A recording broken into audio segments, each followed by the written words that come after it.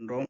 அமைப்பு முறை ஆசிரியர் பெயர் நல்லாப்பிள்ளை, பாவகை விருத்தப்ப பார்க்குறோம்.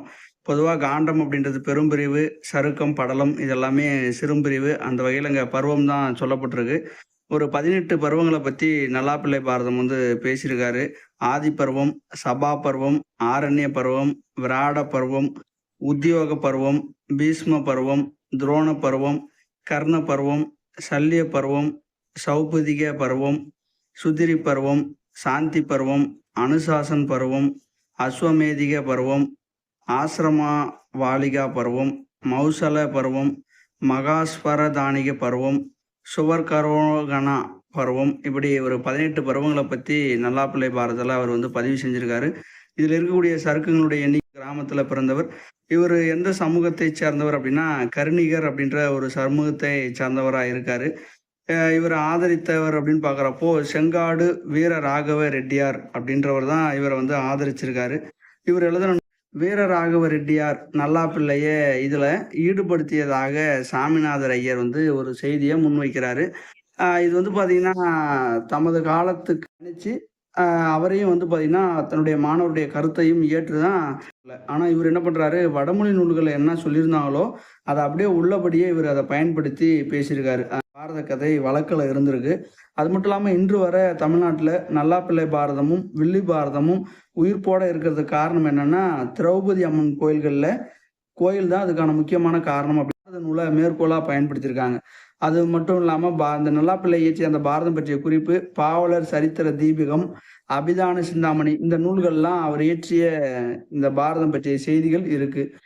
இவர் எங்க அந்த நூலை அரங்கேற்றம் செய்கிறார் அப்படின்னா காஞ்சிபுரத்தில் உள்ள வரதராச பெருமாள் கோயிலில் இந்த நூலை அரங்கேற்றம் செய்கிறாரு. அதே மாதிரி தன்னுடைய நூலை இவர் எங்கேயுமே பார்த்தீங்கன்னா பாரத நூல்னு சொல்லாமல் காப்பியம் அப்படின்ற பெயர்லேயே சொல்லியிருக்காரு.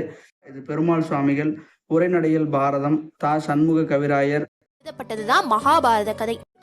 மகாபாரதம் முழு கதை தெரிஞ்சவங்களுக்கும் கூட அதுல வர பருவங்களை பத்தி தெரிஞ்சிருக்காது.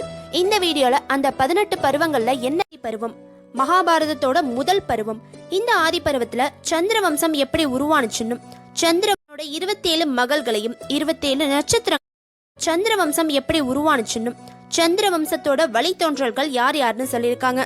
சந்திரனுக்கு தன்னோட 27 மகள்களையும் 27 நட்சத்திரங்களை திருமணம் செஞ்சு கொடுத்திருக்காரு பிரஜாபதி தட்சன்.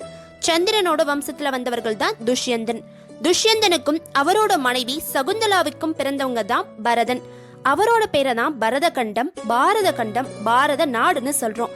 ஆதி பருவத்துல பீஷ்மர்லேந்து பாண்டவர்கள் கௌரவர்களோட பிறப்பை பத்தியும் அவங்களோட இளமை காலம் எப்படி இருந்துச்சுன்னும், அரக்கு மாளிகை எரிக்கப்பட்டு பாண்டவர்களை அழிக்க நடந்த சதி பத்தியும், திரௌபதியோட சுயம்பரம், அப்புறம் அர்ஜுனன் தக்ஷகன் வாழ்ந்த காண்டவ வனத்தை அழிச்சு இந்திரபிரஸ்தம் உருவாக்குனதை பற்றியும் குறிப்பிட்டிருக்காங்க. இரண்டாவது பருவம் சபா பருவம். இந்திரபிரஸ்தம்ல யுதிஷ்டனோட நல்லாட்சி பத்தியும், யுதிஷ்டன் கௌரவர்கள் கிட்ட பகடையாட்ட, கிருஷ்ணர் சிசுபாலன துகிலுரிக்கப்பட்டு வனவாசம் போனதை பத்தியும், கிருஷ்ணரும் பீமனும் சேர்ந்து எப்படி ஜராசந்தனை அழிச்சாங்கன்னும், யுதிஷ்டனோட ராஜ்யசூக யாகத்தை பத்தியும், கிருஷ்ணர் சிசுபாலன வதம் செஞ்சதை பத்தியும். 18 பருவங்கள்ல மூன்றாவதா ஆரண்ய பருவம் இருக்கு. இந்த ஆரண்ய பருவத்தை தான் வன பருவம்னு சொல்றாங்க. அதாவது பாண்டவர்களோட 12 வருட வனவாச வாழ்க்கையை பத்தி சொல்லியிருக்காங்க. பாண்டவர்களும் திரௌபதியும் தௌமியர்ங்கிற ஒரு புரோகிதர் கூடவும் அவங்களோட வனவாச வாழ்க்கையை வாழ்ந்திருக்காங்க. இந்த தௌமியர் குரு தான் பாண்டவர்களுக்கு அஞ்ஞானவாசத்துல தங்களோட அடையாளத்தை மறைச்சு எப்படி பாதுகாப்பா வாழ்றதுன்னு எடுத்து சொல்லியிருக்காரு. இவரை பத்தி அந்த அளவுக்கு அஞ்ஞானவாசம் முடிஞ்ச அப்புறம் கிருஷ்ணர் கூட பாண்டவர்களுக்காக தூது போனவரும் இந்த தௌமிய முனிவர் தான். 4வதா விராட பருவம். மத்திய தேசத்து மன்னர் விராடனோட அரண்மனையில தான் பாண்டவர்கள் அவங்களோட 1 வருட அஞ்ஞான வாழ்க்கையை வாழ்ந்திருக்காங்க. பாஞ்சாலி மேல ஆசைப்பட்ட விராட மன்னனோட மச்சான் கீச்சகனை பீமன் வதம் செஞ்சதை பத்தியும், விராட பருவத்துல நடந்த விராட யுத்தத்தை பத்தியும், அபிமன்யு உத்தரையோட திருமணம் பத்தியும் சொல்லியிருக்காங்க. 5வதா உத்தியோக பருவம். குருஷேத்திர போருக்காக அர்ஜுனனும் துரியோதனனும் கிருஷ்ணர் கிட்ட உதவி கேட்கறதும், பாண்டவர்களுக்கு கிருஷ்ணரும் கௌரவர்களுக்கு சஞ்சயனும் தூது போறது, போருக்காக படை திரட்டுற சம்பவங்கள் இந்த உத்தியோக பருவத்துல சொல்லியிருக்காங்க. பீஷ்ம பருவம். பீஷ்மர் கௌரவர்களோட படைகளுக்கு தலைமை தாங்கின பிறகு போர்ல நடந்த எல்லா விஷயங்களையும், சஞ்சயன் திருதராஷ்டனுக்கு போரோட முதல் 10 நாள்ல என்ன நடந்துச்சுன்னு எடுத்து சொல்றத பத்தியும், கிருஷ்ணர் அர்ஜுனனுக்கு பகவத்கீதையை எடுத்து சொல்ற மாபெரும் நிகழ்வும் இந்த பீஷ்ம பருவத்துல தான் நடந்திருக்கு. கிருஷ்ணர் பீஷ்மரை கொல்ல போறதும், சிகண்டிய முன்னிறுத்தி அர்ஜுனன் பீஷ்மரை தாக்குறதும், பீஷ்மர் அம்பு படுக்கையில வீழ்த்தப்படுறது பத்தியும் இந்த பீஷ்ம பருவத்துல எடுத்து சொல்லியிருக்காங்க. துரோண பருவம். பீஷ்மருக்கு பிறகு துரோணர் கௌரவ படைகளுக்கு தலைமை தாங்குறாரு. அபிமன்யு சக்கரவேகத்துக்குள்ள போய் வெளிவர முடியாம தவிச்சு கர்ணனால கருணை கொலை செய்யப்படுறத பத்தியும், யுதிஷ்டன் அஸ்வத்தாமன் இறந்துட்டான்னு சொன்னதும், துரோணர் போர்க்களத்துல திருஷ்டத்யும்னால வதம் செய்யப்படுறத பத்தியும் துரோண பருவத்துல எடுத்து சொல்லியிருக்காங்க. கர்ண பருவம். துரோணருக்கு பிறகு கர்ணன் தலைமை பொறுப்பை ஏத்துக்கிறாரு. அப்போ சல்லியன் கர்ணனுக்கு தேரோட்டியா வரும்போது அப்போ அவங்க 2 பேருக்கும் நடந்த வாக்குவாதத்தை பத்தியும், கர்ணனுக்கும் யுதிஷ்டனுக்கும் நடந்த சண்டையை பத்தியும், பீமன் 98 கௌரவர்களை வதம் செஞ்ச பிறகு துச்சாதனனோட மார்பை கிழிச்சி அவனை வதம் செய்யற நிகழ்வும், அர்ஜுனன் கர்ணனோட போர் புரிஞ்சி கர்ணன் கொல்லப்படுறதும் இந்த கர்ண பருவத்துல சொல்லியிருக்காங்க. சல்லிய பருவம். சல்லியன் ஒரே ஒரு நாள் மட்டும்தான் படை தலைமை பொறுப்பை ஏற்பாரு. அன்னைக்கே யுதிஷ்டனால கொல்லப்படுவாரு. அதனால சல்லிய பருவம் அந்த ஒரு நாள் போர் நிகழ்வையும், சகுனி சகாதேவனால வதம் செய்யப்படுறதையும், துரியோதனனுக்கும் பீமனுக்கும் நடைபெறும் கதாயுத போர் பத்தியும் சல்லிய பருவத்துல சொல்லியிருக்காங்க. சௌப்திக பருவம்.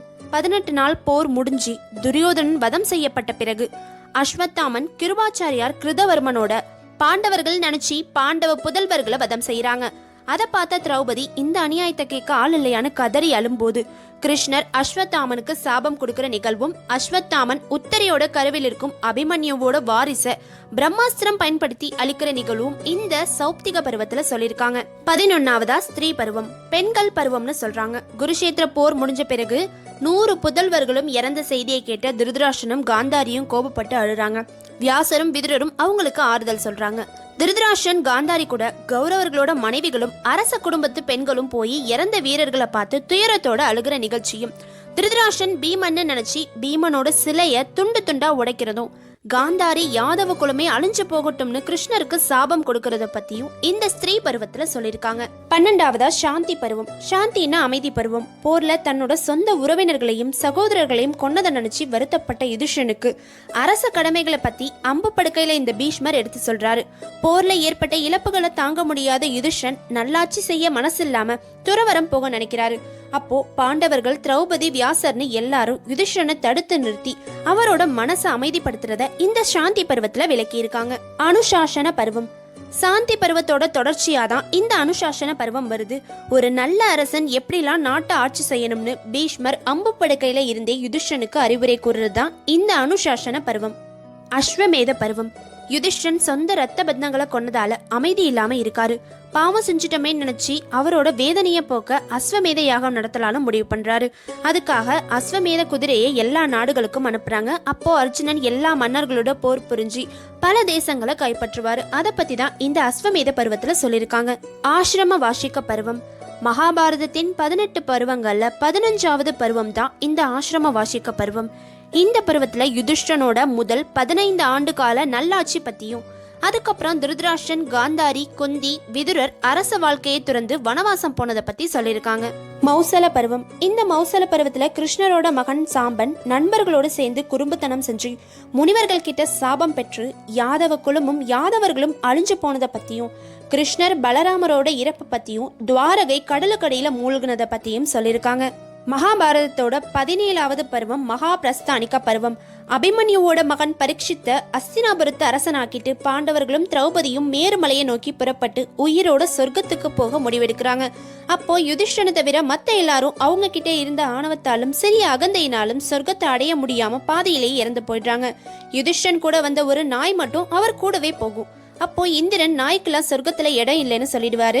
யுதிஷ்டன், இந்த நாய் என்ன நம்பி வந்திருக்கு, நான் விட்டுட்டு வரமாட்டேன்னு சொல்றாரு. அப்போ யமதர்மராஜன் அவரோட சுய உருவத்துக்கு வருவாரு. அப்பதான் யுதிஷ்டனுக்கு தெரியும் நாய் உருவத்துல வந்தது தர்மராஜான்னு. மகாபாரத இதிகாசத்தோட கடைசி பருவம் ஸ்வர்க ஆரோகண பருவம். யுதிஷ்டன் மட்டும் உயிரோட சொர்க்கத்துக்கு போறாரு. அப்போ அங்க கௌரவர்கள் சொர்க்கத்திலும் பாண்டவர்கள் நரகத்திலும் இருக்கதை பார்த்து அதிர்ச்சி ஆகுறாரு. அதுக்கு பிறகு பாண்டவர்கள் சில காலம் மட்டும்தான் நரகத்துல வாழ்வாங்க.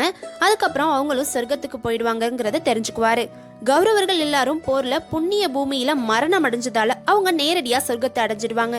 யுதிஷ்டன் கங்கை நதியில மூழ்கி பாவங்கள் நீங்கின பிறகு உயிரோட பூத உடலோட சொர்க்கத்தை அடைவாரு.